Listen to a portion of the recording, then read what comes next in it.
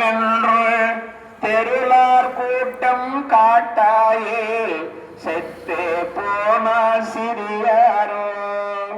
திருவாசகத்துல எனக்கு நீங்க வேற எது செய்யவனா சாமி, உன் அடியார் கூட்டத்தை காட்டு, அவங்க கூட நான் இருந்துக்கிறேன், அது போதும் எனக்கு அப்படின்றாங்க. கேடும் ஆக்கமும் கட்ட திருவினார் ஓடும் செம்பனும் ஒக்கவே நோக்குவார் கூடும் அன்பினில் கும்பிடலே என்று வீடும் வேண்டா விரலின் விளங்கினார்.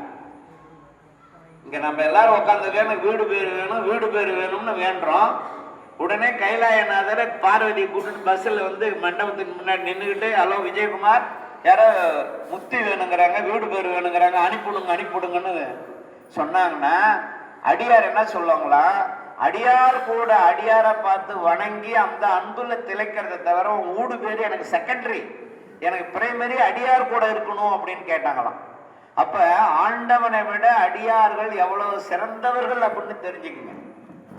ஞானசம்பந்த பெருமான 3 வயது குழந்தை, பிள்ளை பாதி புராணம் பாதின்னு சொல்லுவாங்க.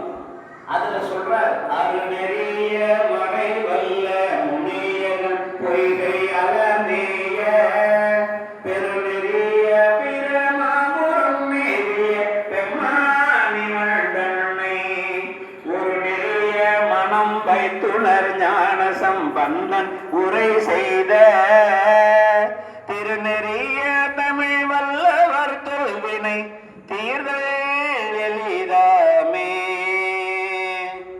இந்த மனித குலத்துக்கு எப்பேற்பட்ட ஒரு செய்தியை, தொல்வினைனா சஞ்சித வினைன்னு அர்த்தம். நாமெல்லாம் இங்க வந்து உட்கார்ந்து இருக்கணும்னா முன் செய்த நல்வினையால வந்து உட்கார்ந்து இருக்கோம்.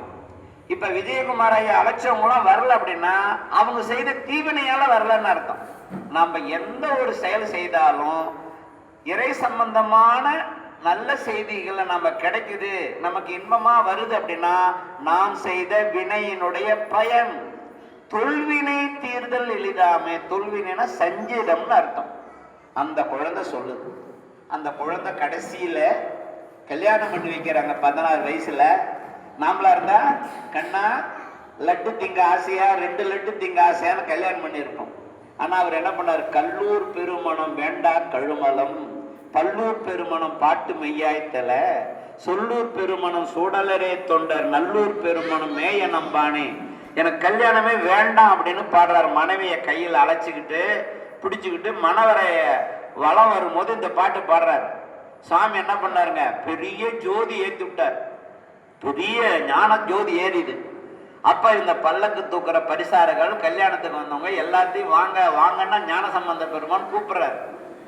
என்ன மாதிரி ஒரு ஆள் என்ன சொல்றான், டேய் அவர் முத்திக்கு கூப்பிடுறாரு, அங்க போனா தலை தப்பிக்காது, அதனால நம்ம தலை போயிடும், நம்ம வா இலைய பார்க்கலாம். இலைன்னா பந்திக்கட்டு கல்யாணத்துல தான் நடக்குது. கல்யாணத்துல எல்லாரும் முத்திக்கு போறாங்க இல்லையா, சாமி வந்து முத்திக்கு வாங்கன்னு கூப்பிடுறாரு.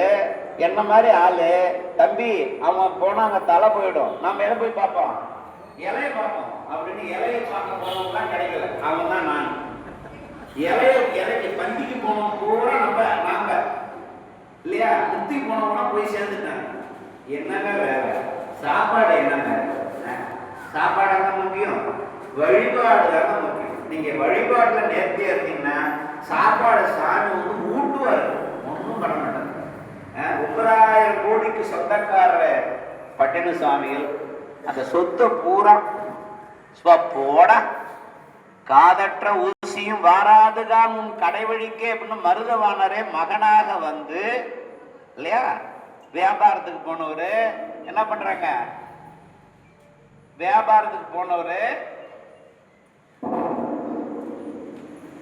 எல்லாரும் பொண்ணும் மணியும் வாங்கிட்டு வராங்க. இவரு என்ன பண்ணாரு, என்னப்பா பண்ணாரு, உங்க பையன் வரட்டி வாங்கிட்டு வந்துக்கிறான்னு சொல்லிட்டாங்க அந்த செட்டியாருக்கு பூரா. இவர் வந்து எங்கப்பா அப்படின்னு கேட்கும்போது என்னன்னு தெரியலங்க, பாருங்க 5 மூட்டை கொண்டு வந்து வச்சுக்கிறாரு, கூட ஒரு சீட்டு கொடுத்துக்கிறாருன்ட்டு அந்த அம்மா சொல்லுது. அப்புறம் வந்து பாக்குறாரு, அதுல காது இல்லாத ஒரு ஊசியும் ஒரு கடிதமும், காதற்ற ஊசியும் வாராதுதான் கடைவழிக்கேன்னு எழுதி ஒரு ஊசியும் அந்த சீட்டையும் டப்பாவில் வச்சுட்டு அப்பா வந்தா கொடுத்துருன்னு போயிட்டாரு. வேற என்ன கொடுத்தாங்க பாரு, 5-6 மூட்டை இருக்குதுன்னு திறந்து பார்த்தா பூரா வரட்டி. அதை எடுத்து உடைக்கிறார். உடைக்கும் பொழுது நவரத்தனமா கோமேதகமா அப்படியே கொட்டுது மாணிக்கமா அந்த உள்ளார இருந்து. அப்பதான் அவருக்கு தோணுது, சே எவ்வளவு பொருள் போகம் இருந்தாலும் கடைசியில நம்ம கூட வரவே வராது, இதெல்லாம் வேஸ்ட், இதெல்லாம் பாச ஞானம், எனக்கு தெரிஞ்ச அறிவு புறம் பசு ஞானம். அப்ப பசு ஞானத்தாலையும் பாச ஞானத்தாலையும் இறைவனை பார்க்க முடியாது, பதிஞானத்தால தான் பார்க்க முடியும்னு அப்பவே துறவு மேற்கொண்டாராம். அத்தமும் வாழும் அகத்து மட்டே விழி அம்பு ஒழுக மாதரும் வீதி மட்டே இரு கைத்தளம் மேல் வைத்தாரும் மைந்தரும் சுடுகாடு மட்டே பற்றி தொடரும் இருவினை புண்ணிய பாவமே. வந்திருக்கோங்க, நல்லா தெரிஞ்சுக்கங்க.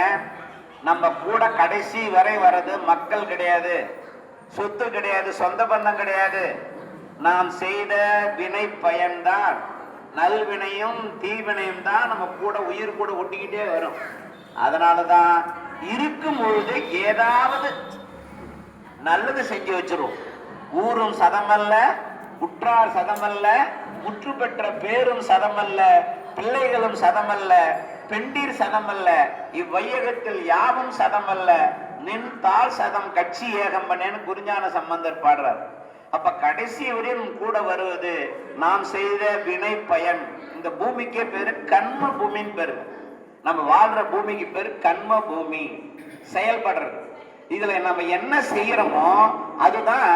இப்ப ஏரோப்ளேன் கிராஷ் ஆயிடுச்சுன்னா அதுல பிளாக் பாக்ஸ்னு ஒண்ணு வச்சிருப்பாங்க. அதுல வந்து ஏரோப்ளேன்ல நடந்த எல்லா நிகழ்ச்சிகளும் அந்த பிளாக் பாக்ஸ்ல வந்து பதிவாகும். அதே மாதிரி நம்ம கிட்ட புத்தி தத்துவம்னு இருக்கும். அந்த புத்தி தத்துவத்துல நம்ம செய்யற எல்லாம் செய்யறது இல்ல, நினைக்கிறது, பேசுறது, செய்யறது, 3 ஆளதான் நமக்கு பாவம் புண்ணியம் வருதுங்க. எண்ணம், சொல், செயல்.